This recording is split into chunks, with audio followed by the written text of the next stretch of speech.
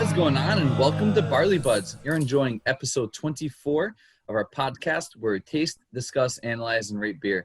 And tonight, we're getting into the Christmas spirit.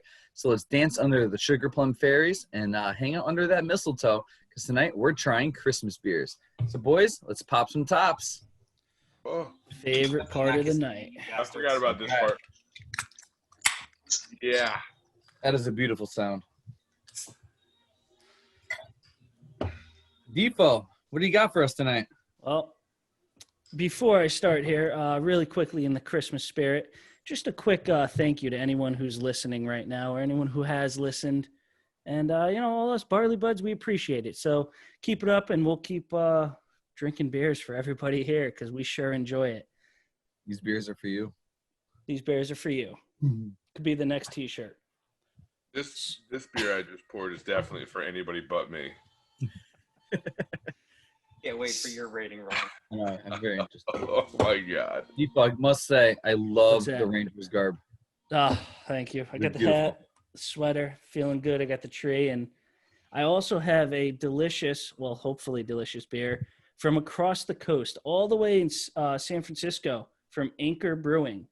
And apparently it's only brewed for Christmas. It's a Merry Christmas, Happy New Year beer 2020. Apparently on here, the neck, it says it's the 46th annual. So that's a pretty long time running. I'm not sure what to expect. But,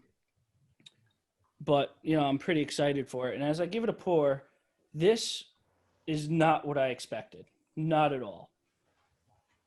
I was not expecting dark, like stout porter color.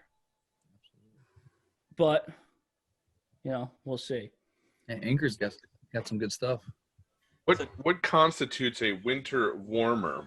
Like, is that its own special style of beer? Yeah, I can actually read it off. So, because I have a winter warmer as well. A winter warmer is a traditionally malty, sweet, strong ale that is brewed in the winter months. It's usually quite dark, but not as dark as a stout with big malt presence. Sometimes winter warmers have a few spices, especially in the U.S., although spices are not necessary as a required ingredient in winter warmers. So, and they're usually 6.0 to 8.0 ABV. But some can be as high as 10. This falls right in the middle. It's a 7.0.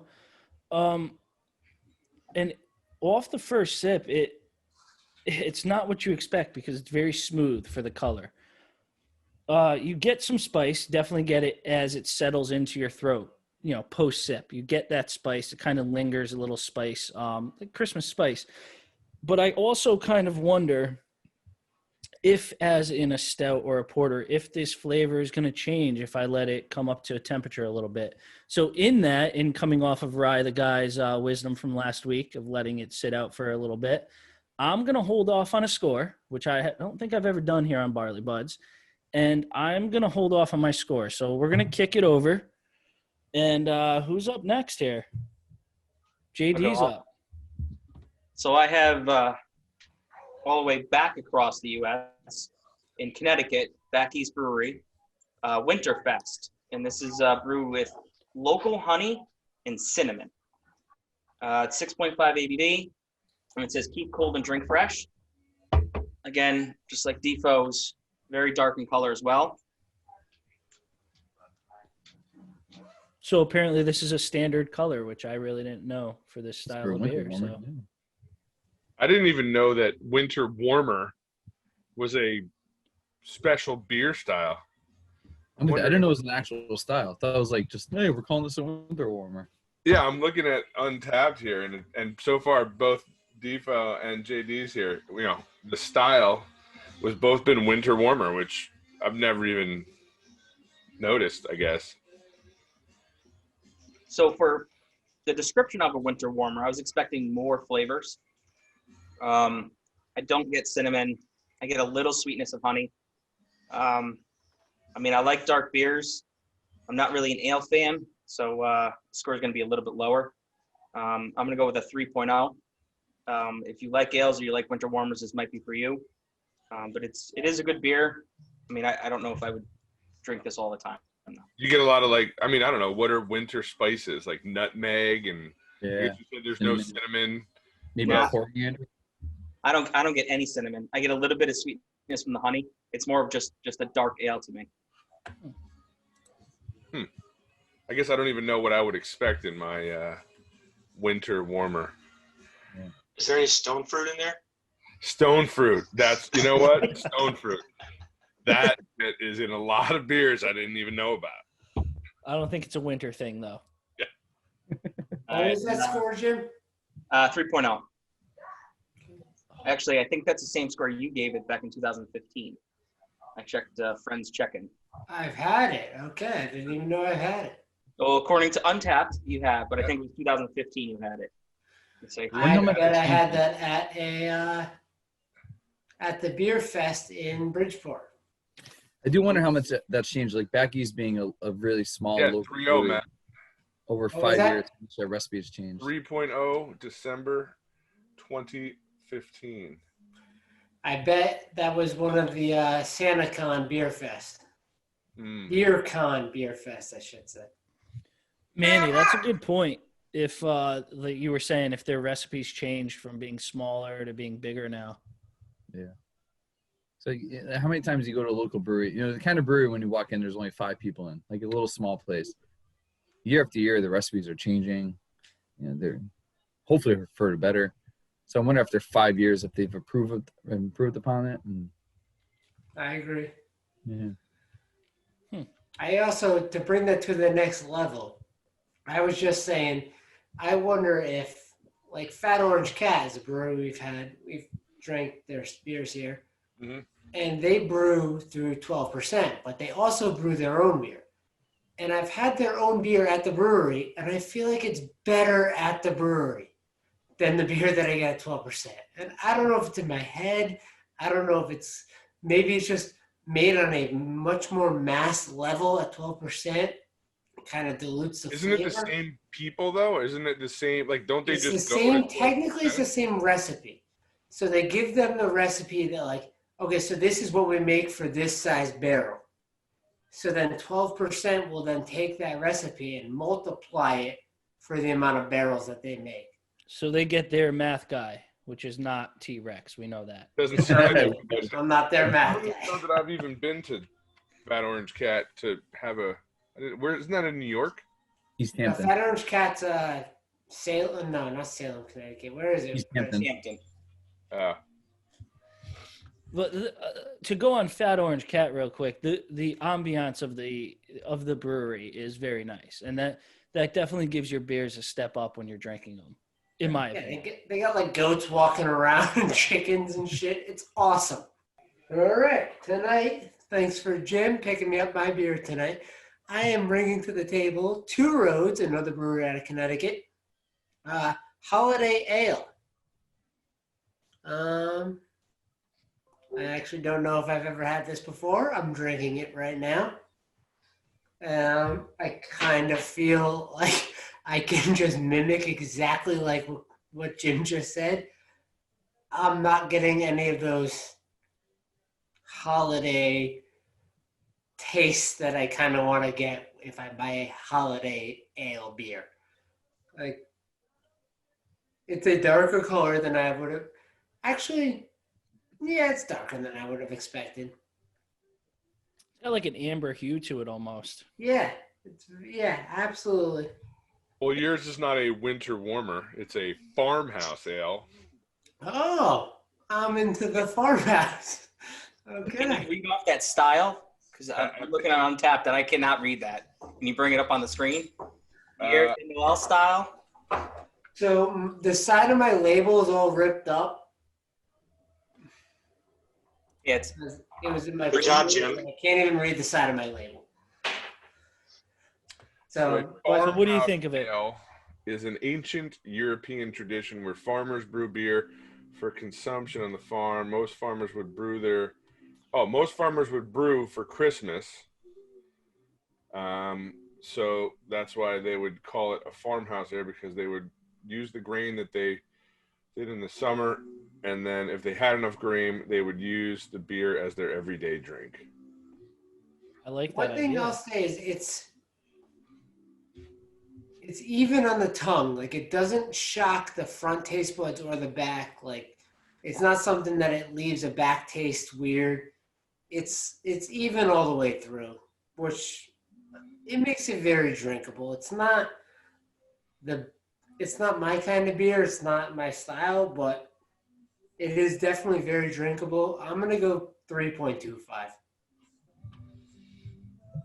3.59 global.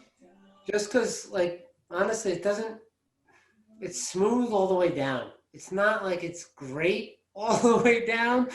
I don't know a lot of the farmhouse ale styles, like you're saying, so I don't really know what they're shooting for, but. Of course you kind of like this beer. It's fucking native to France. Oh, man. And it all comes full It circle. happened. Yeah. Arignan. Was it a last year at this point? You know what? I got to tell you, in the 2015, it won the silver medal in Bière de Garde. There's only 2 beers entered in that. Yeah, I think there was. Yeah, I can't imagine there was a Was lot the of other one a Stony Creek beer? Oh, That is Oh. just. and we just lost 1 viewer. Oh goodness! Oh my! We still God. thank you for listening. Wait. If Matt's beer came second, does that mean Stony Creek won? Yeah. Can't imagine that being accurate. Damn, I messed up there. Yeah. Was there seriously only 2 beers entered? No. I have no idea. I didn't look Google it. Yeah, I felt like all of you guys looked that up except for me. I was like, what the fuck is that? Lost the Stony Joe. Oh, God. Oh, I can't imagine that there was only 2 beers, but I'm gonna do a quick Google search. 2015. I mean, if it won any sort of medal, honestly, it's not my style beer, but it's not bad. Like, I'm not going to rip it apart. I had 0 hopes for this beer. So maybe that's why I'm kind of being a little bit nicer than I would, but it goes down fucking easy. So is it a holiday rebuy? Not a rebuy, like in general, your 4.0 rebuy, but is it a holiday time rebuy? No. Okay. Ryan, what do you got for us tonight, buddy? On our awesome holiday Christmas beers. Alrighty. So, I have a beer from Kentucky, Lexington Brewing and Distillery,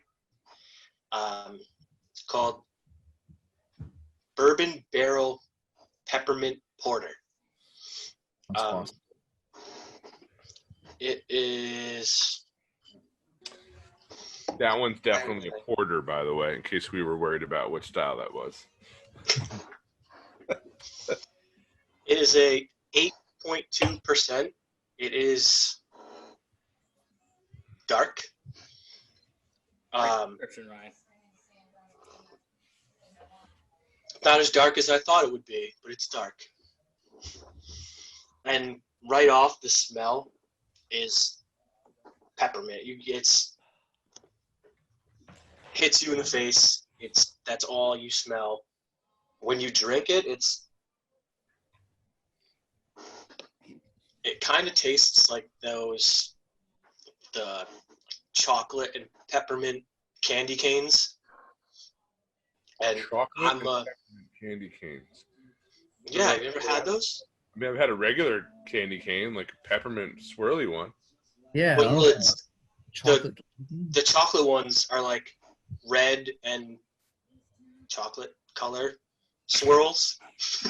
I don't think I've ever had one, to be honest. I don't think I've ever had Really? one. No. Have you I guys did, ever however, had? Today had a hot chocolate that I stirred with a candy cane. And it might Okay. taste like your beer. Yeah, that's because I'm definitely getting chocolate in here. It's been sitting out for about an hour and a half now, and all those flavors come through. I really like this. It is very sweet. I don't know if I could drink more than 1 or 2. I think it'd be a great after dinner holiday drink with a couple cookies and sitting around fire. I'm probably going to go. Yes. I'm going to go 3.75. Wow. Oh, not bad. Hold on, I didn't even pull it up here. Hold on. Right. What's the percent on your beer? So it is 8.2. Wow. Definitely a little higher than for today. Do you like peppermint flavor?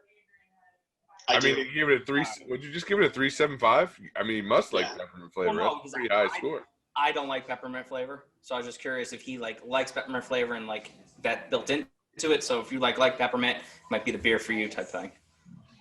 Yeah, if you don't like peppermint, this is. Stay away. Yeah, that's the majority of the flavor is definitely peppermint. So apparently, it's aged in bourbon barrels as well. Yeah. It's the name Bourbon Barrel. There's a lot going on with this beer. Complement the roasted malts. Ooh. I definitely get that little kind of that kick of the bourbon kind of at the end, like the aftertaste kind of like the bourbon flavor. So yeah, I really like it. I can't decide if I like those beers that are aged in like a bourbon barrel stout, because it's like my palate gets confused because I'm expecting to drink a stout, which is typically very smooth and just silky, and then all of a sudden you get that little bit of bourbon smacking you in the back of your mouth, and you're like, "Rah." So Can I ask you guys a question? No. There was a beer that just came out that was in a Connecticut brewery, and it said aged in maple syrup barrels. And I have seen a lot of beers that have said aged in maple syrup barrels. Why do they put maple syrup in barrels? First of all, let's start. Thank you. That's my fucking question. Have you ever bought syrup that was like, hey, this syrup was aged in fucking oak barrels? Like, when do they put syrup in barrels that these breweries are getting barrels that have maple syrup in them? I don't know. Maybe I don't know enough about maple syrup. Maybe it's a Vermont thing. I thought they hammer the tree, the sap runs out. I guess it goes in like a bucket, but I mean, other than that. Usually it's like a stainless steel or a bucket sort of thing. Yeah, do you eat syrup? And then it goes into it. Like that little house where they boil it. And yeah, sugar house. My neighbor next door is building a shed just for this whole contraption. All right, I wonder if it's something they do after they boil it, like store it or ship it, or. I just feel like we're being lied to with maple syrup and bourbon. Hey, any maple syrup connoisseurs are watching this video, please tell us how it's done. No, so at this point, I'm gonna give you the quick rundown. So it seems like what people are doing, or at least some of these local organic honey people, are taking their syrup and aging it in bourbon barrels, like used bourbon barrels, like beer companies were doing. So then now the beer company is like, well, let's just take it back and do it again. Like, let's just run it back. And so like now you've got the bourbon in there, you've got the honey in there, and now they're dropping whatever beer on top of all that. So, I mean, barrels are getting a lot of use. The Green New Deal. We're just saving barrels. My God, let's just make more stuff with the barrels so we can have more flavored beer. Well, it's like a cast iron skillet. The more food you make in it, the more tastes you get out of it. I don't ever wash my cast iron. I cook everything. I mean, I just made pancakes for dinner tonight in my cast iron. Those things were fucking great. Oh, it's great. Cleaning it sucks, but cooking in it, awesome. What do you mean cleaning it sucks? It's not a clean. You take a paper towel, you wipe it out. Oh, maybe you do. Scrape it with a fucking metal spatula. That's it. Maybe you guys do. I legit clean the, what do you call it, Brillo pad?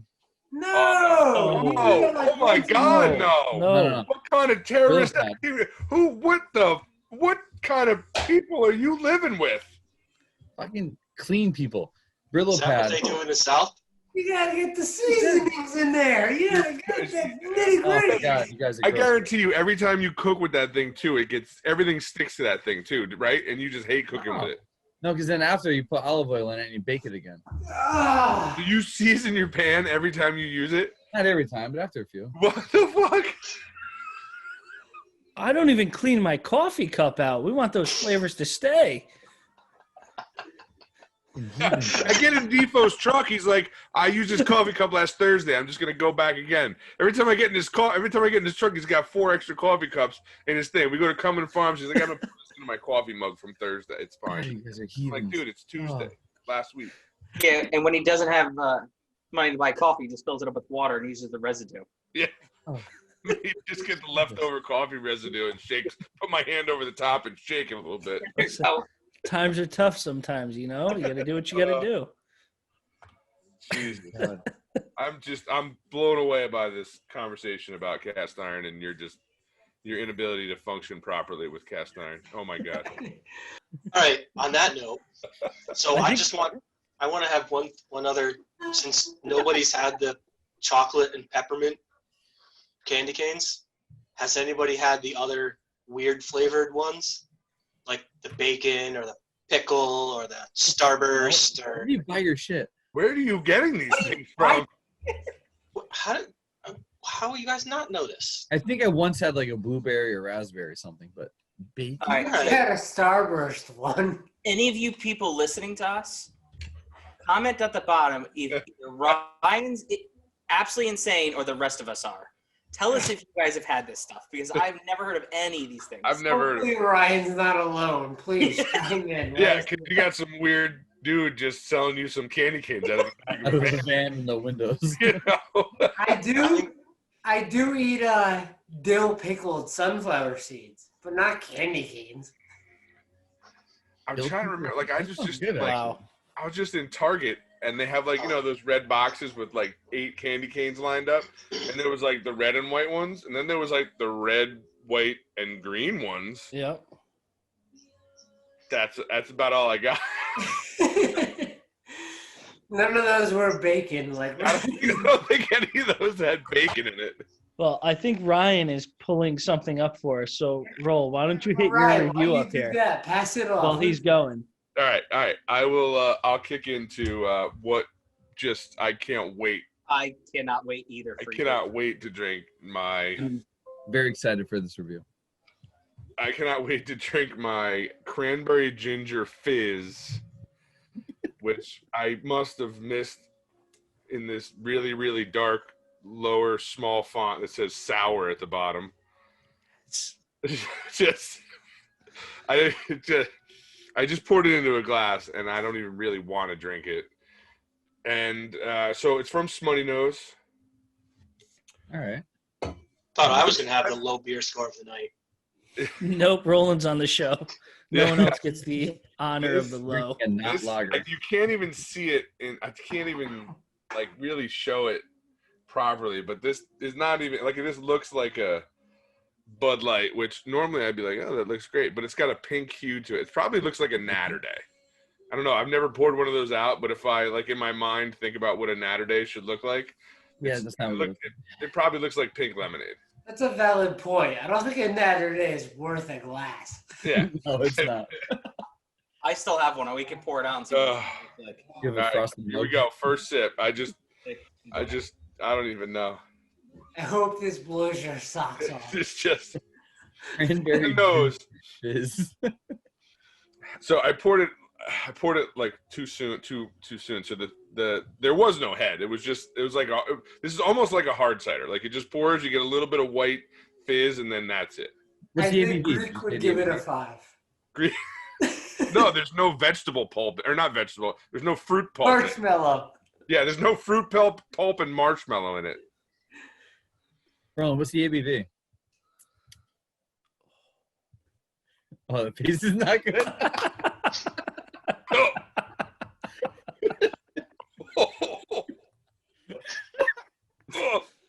That is, oh my god! I brought 2 of these up here, but I don't know if I'm drinking the second one. I'm trying that tomorrow.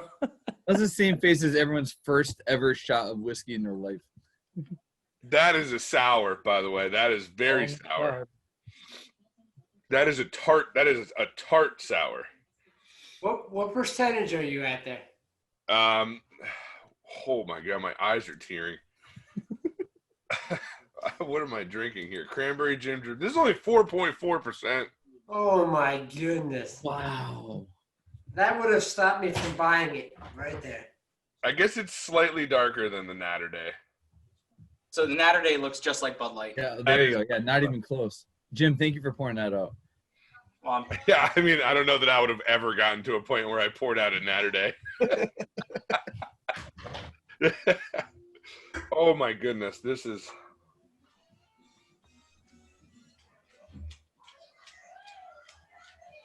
Oh, it's in my mouth. I just don't want it to be there.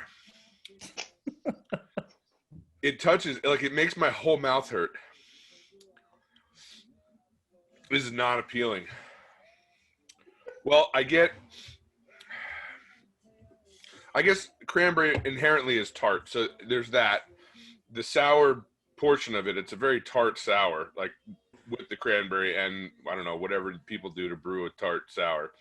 I don't get a lot of ginger, which I'm not a huge ginger fan to begin with, but I would definitely be able to pick out a ginger flavor. And I don't really get a lot of it. I don't really get a lot. The nose just, it smells like it went bad. Well, probably smelling the can and not the glass. He's doing anything to survive this moment right now. Oh my God. I can't even, I don't know that I've had a beer that I wouldn't even finish, but this might be it. No, I have to finish it. I'm doing it. That's worse than Dick Sandy Beaches for Mike. And it's a 16 ouncer, so I have to refill this cup. Oh, God. Look at the horror. The pain on that face right there. Think Oh about my the God. internal Roland, drive that he had. Your face looks like you just lost a bet. I feel like I just lost the bet. I mean, it's not fizzy. I don't know how they can call this a cranberry ginger fizz. There's no carbonation to this at all. And I would imagine that would be because it's high alcohol, which it's not. It's like 4.4%. So right off the bat, you'd have to drink so many of these to make it even count that, I mean. You might as well stick with your Bud Lights. I might as well just go back to Bud Lights, yeah. So this is, I should have read this. Cranberry Ginger Fizz is a strikingly sour Berliner Weiss. I can't even talk. My tongue is so fucked up. This is terrible. Well, I expect a pop of cranberry bursting up front with a taste bud tingling kick of ginger at the end. I'm not getting any of that ginger. A beautiful balance of sweet and tart with just the right amount of fizz. That is a blatant lie. Well, is just the right amount of fizz no fizz? Yeah, I mean, maybe. I hate fizz. If you want to just drink some, I don't know.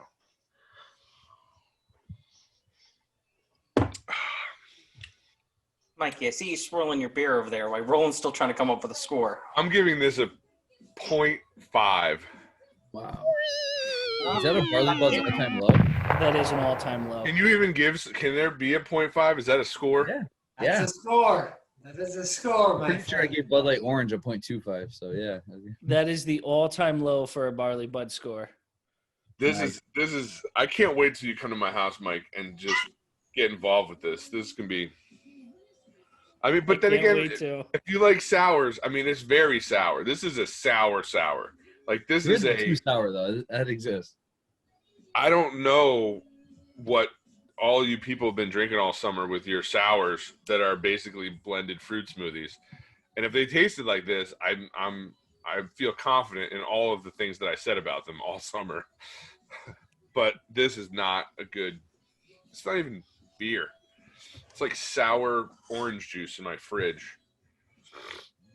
All right. These taste like cranberries a little bit.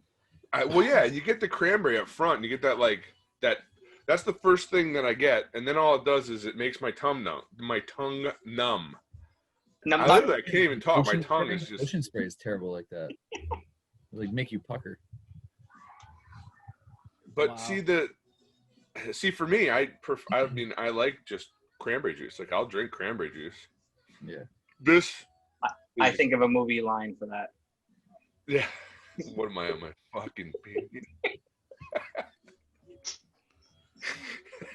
Well, I mean, maybe I am tonight. I need to, clean out the urinary tract over here. I don't know. Maybe that's what this is good for. You gotta have a little bit of booze and you're peeing clean tomorrow. Maybe this stuff is for getting weed out of your system. I don't know. All right, Chris, just save us here. Save us. Yeah, hopefully I can. Tonight I'm drinking Merry Monkey by Victory out of Downingtown, Pennsylvania. It advertises it's a Belgian-style ale with cranberry, orange peel, cinnamon, and nutmeg. Right away off the nose, lots of nutmeg. I do get some orange peel. I get coriander, which might just be me getting orange peel because I know coriander is very similar. On the flavor, a lot of orange peel. Again, I get that coriander, which again could just be orange peel to me. A bit of cinnamon, a bit of cranberry, not as much cranberry as you would think. I also get banana bread. They don't advertise banana bread on it, but I get a lot of that. It's a little spicy, but honestly, it's Maybe absolutely. that's the monkey. It could be. It's a good point. That's where the monkey comes in. It's amber in color. It is 10%, by the way, 10% beer. Strongest beer of the night. It is, and it's actually really delicious. This hits really well for the season. Obviously, it's not going to be good for like a June or July kind of thing. But this is an absolute must-buy every year on Christmas. Like this is a great beer to have when you're opening presents or you're at your family's house by the fire or something like that. This will hit very, very well. For those to my in-laws. It's good at 10% too. You can't go wrong. That's what I'm saying. It literally tastes like Christmas. I would personally like a little more cranberry, but after hearing your review, maybe I don't want more cranberry. I don't know. It's good though. I'm going 4.0. This is definitely a buy again every Christmas season. man, I'm upset I didn't get that one now. I'm upset I didn't get that one. This was recommended to me by a coworker. So I was telling him about Christmas beers, and he goes, if you want a good Christmas beer, get Victory Merry Monkey. And then he was right. I'm glad. Wow. Solid choice. Apparently, a golden monkey. Is that one of their regular beers? Yeah, Golden Monkey's a normal one, yeah. So they just classed it up a little bit for the holidays. Yeah. I've had the Golden Monkey, and it wasn't a huge fan of the Golden Monkey. Again, it's like one of those beers where like if it's that or like Coors or something, you're gonna get the Golden Monkey, but you're not gonna buy it at a packy. Step up. Mikey, you didn't give us a rating yet. What do you got? I can do that. So as I drank this, excuse me, the flavors slightly elevated as it got a little warmer and you got more of the spices, and it was still smooth, still not much not much on the front. The front sip was just there. Sip, and you get the spices in the back of your throat, and they were nice. But as it got warmer, it got to a point where there was nothing. So it did not get better with room temperature. And I went for T-Rex's little porridge hold. I did all that tonight, and it really didn't help. So still for me, being an annual brew, I'm going to give it a 0.25 higher than I would go normally on this. So I'm going to go a 3.5. All right. So I'm going to drink the second one of these because I brought it up here. And I feel like I'm just going to punish myself a little bit because I probably did something naughty this week. The one defo, what I noticed with the winter warmer, I don't know how long it took you to drink yours, but it took me a while to actually get through the whole thing. So maybe there is something behind that. Slow down in the winter or something like that. But it did. Normally with this, before I get to the end of the episode, I finish my beer. I actually just finished it. And I was second to go, so. I agree. I just finished mine and then poured like a little bit of a porter I had for before the episode. So I agree. Normally, like, I'll pour another beer through an episode, but today I did not. Maybe the farmhouse is the way to go if you're looking for holiday beer because I drank mine and I'm already halfway through my other beer. So, as I said in my review, it goes down super fucking super easy. I've had my second beer is better than my first beer. I was laughing because Roland is just like this in the screen. He's like, again, Matt's trying to talk. Like, All right, It's a good color. It looks nice. It's photogenic here. Doesn't smell any All better. right, so for Tonight, top news of the T-Rex. night, let's top go. news Wrap us of up, the night. T-Rex. We have Chris Manny for victories. Merry Monkey at a 4 rating, 10%, by far the highest rating of the night, highest percentage too. It's no surprise the lowest goes to Roland. Cranberry ginger fizz though. I'm not gonna lie, it doesn't even sound good. It doesn't. Sounds awful from the start. hey, there's a beer out there for everybody. He gave it a 0.5 though.